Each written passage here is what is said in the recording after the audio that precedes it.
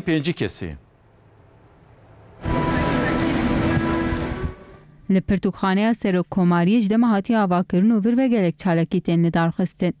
Ji atölyeyên teknolojiyê heta pêşaneya di gelek waran de perwerdehî tê dayîn. Koordinatörê perwerdehiyê yê Pirtûkxaneya Serokkomariyê Ayhan Bozkurdanî ziman ku li atölyeyan gelek perwerdehiyê cuda tên dayîn. Burada 5 ila 17 yaş grubunda birçok farklı.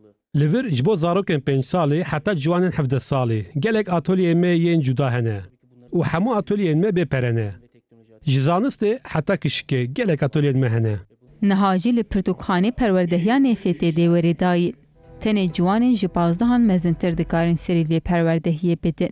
Perwerdekarê atölyeya NFT Bûra Ayan got ku him agahiyên destpêkên NFT hem ji wek perwerdeya pratikê vê werê dayîn. Toplam 6 saat sürecek. Daha önce bu Perwerdeya me de 6 saatten devam bike.